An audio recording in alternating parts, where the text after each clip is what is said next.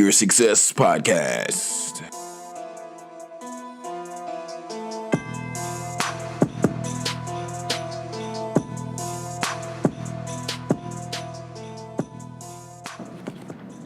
Just taking the time and seeing that words, just as we've been talking about today, we talked about bars, no beats.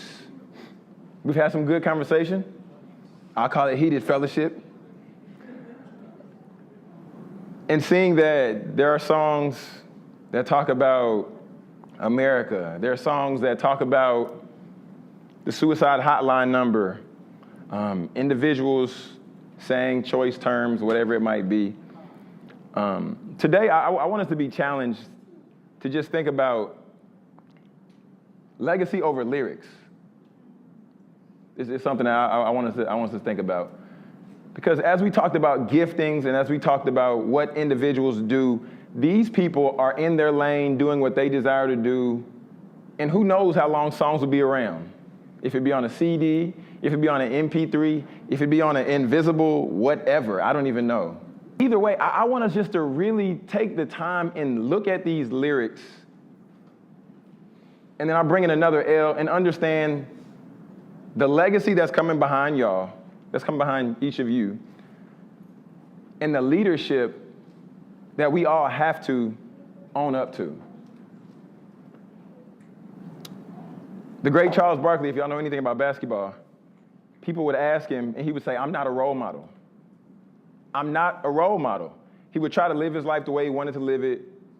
He was somewhat of an angry man, and he used some choice language.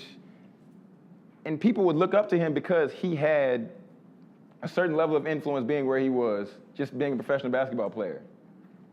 And just as each and every one of y'all have a certain level of influence in your realm of friends, whatever that looks like. If it's 3 people, if it's 5 people, if it's 5,000 followers on Instagram.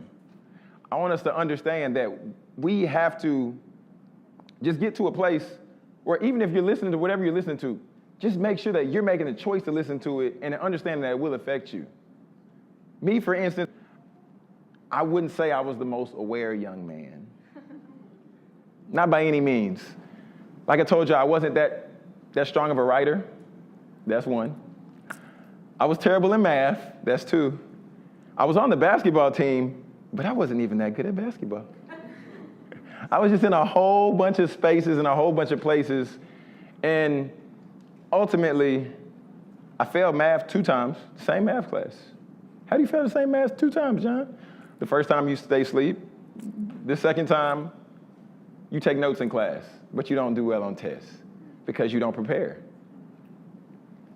And then found myself in the writing lab, but I would walk around campus on the team, understand I had a certain level of influence, but I would just cuss. I would say certain things, and I wasn't necessarily disrespectful to women, but, well, in their face. I wasn't disrespectful to women in their faces. I wasn't disrespectful to women in their faces, but I was an individual who wasn't the definition of what a true leader looked like in that time. Since then, I've grown a little bit. I've matured a little bit. But I had to understand the impact of legacy. I had to understand what's coming behind me. Because yes, we're talking about lyrics, but even we eliminate the lyrics. What if I gave you the pen? And then what if you started writing down your daily thoughts that you're thinking?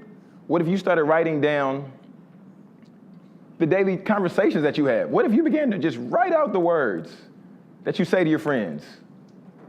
What's up? Hey, this month, It's just something I want us to begin to think about, because understanding impact, understanding influence, because people are looking up to each and every one of y'all in this room. If it's a brother, sister, mother, etc., then we just have to lock in and focus on that. So be encouraged, students.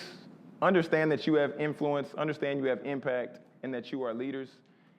I just wanted to take a moment and just share that brief clip with you from a presentation earlier this week, understanding that the focus should be on legacy, understanding that the focus that we have in our lives should be on leadership, and we should notice that we have influence despite wherever we are, if it be work, if it be school, if it be on a team or an organization that we're head of or even a part of, we have to remember to focus on the impact and have to remember to focus on leadership.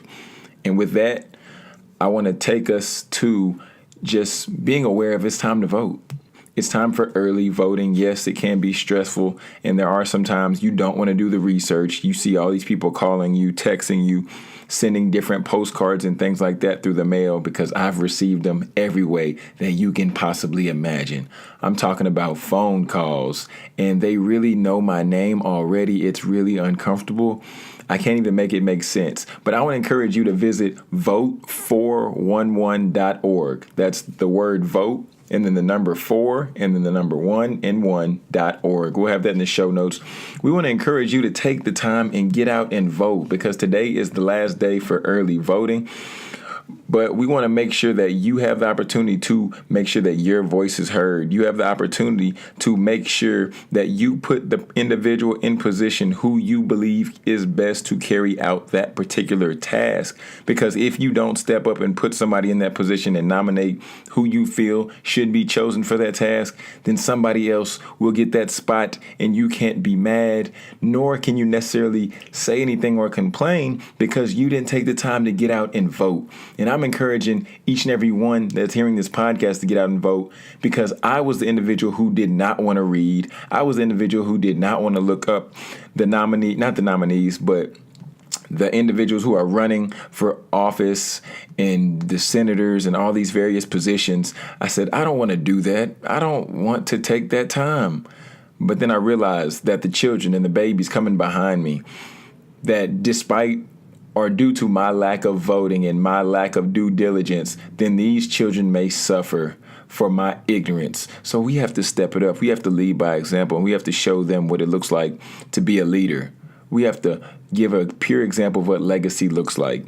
And speaking of legacy, I had the opportunity to attend the Millennials to Watch 2018 event last night. They had a panel, which was phenomenal. They also unveiled and revealed who the honorees for 2018 were. We saw a lot of our friends on that honoree list. We saw Mr. Marcus D. Gilmore, who was already nominated for Winner Circle of the Week earlier in this season of our podcast, as well as seeing various other influential individuals just in our community doing great things. And we want to give a shout out to Millennials to Watch because they're phenomenal. E.J. Johnson and his co-founder, I cannot remember that young lady's name, but I will get her name and I will give her a shout out when I do. But they had a phenomenal event, and we actually pulled our Winner Circle of the Week from that event. And this is one of our good friends. Her name is Cimajie Best. That's right. Her name is Cimajie Best. Let me tell you a little bit about Miss Best. She was born and raised in Southern Dallas, and she's a program coordinator currently in Dallas County and the founder of Girl Power, a program for girls ages 15 through 18. We all know that is a difficult age in transition. And her program specifically focuses on the C3 model, cultural competency, being a change agent, and civic engagement. Come on, Cimajie, let's go. Girl Power is currently running in 3 schools in the Dallas area. And also, she's a graduate of Hillcrest High School in North Dallas. She believes that she has a unique understanding of what young girls need to learn alongside their basic curriculum. Let's go, Miss Best. My grandpa taught me that I am third only to God and others, Best says. That's how I've modeled my life. Being a servant leader isn't always fun, but it's necessary, Miss Best said in the Dallas Weekly Special, Volume 60 through Issue 9, which was Millennials to Watch 2018, covering the face of this issue.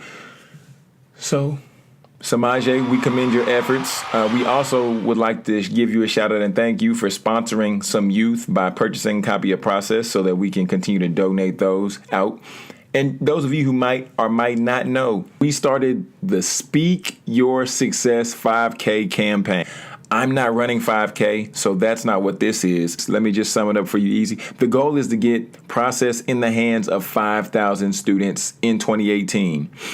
Plain and simply put, every time an individual purchases a copy of Process, we donate a copy of Process. The ultimate goal and the ultimate purpose of this campaign is so that these students are equipped with soft skills, which Process covers, breaking down be respectful, be professional, be determined, be positive, be forgiving, various things like that. And understanding that these things are needed for them as they prepare to get an internship, as they prepare to go into the workforce, as they prepare for any facet of their life, being able to diversify their relationships. We have a chapter where we talk about being a social butterfly. These are things that students need, and I have heard have been lacking from business owners as well as from individuals who are talking with them and speaking with them and going to their schools. So if you're interested in being a sponsor, if you're interested in contributing to the Speak Your Success 5K campaign, you can shoot me an email at jonathan@jonathanjonespeaks.com, or you can shoot us a DM on Instagram to the Speak Your Success Instagram page, or to my personal page, Jonathan Jones Speaks. Send me a DM. Let's talk.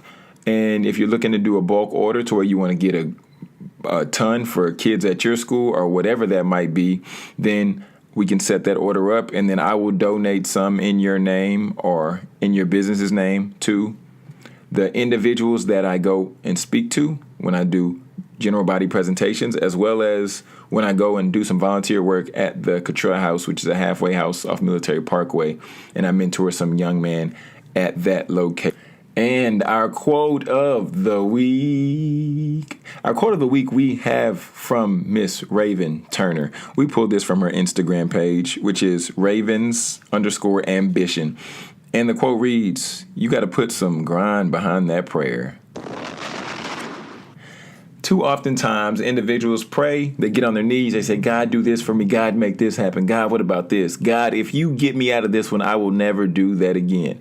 But the fact of the matter is, the word tells us faith without works is dead. So either way, we have to get up off our knees and we have to go to work. We have to start taking some action, and we really have to make things happen if we truly desire to see them come to fruition throughout our lives. So I want you to be encouraged today. Grind it out, pray it out, make it work, put forth the application, and be great, because that's exactly what you are. And friends, this is best-selling author and TEDx speaker Jonathan Jones reminding you to speak your success, believe in your greatness, and create the life and business of your dreams. Why would you want to live any other way?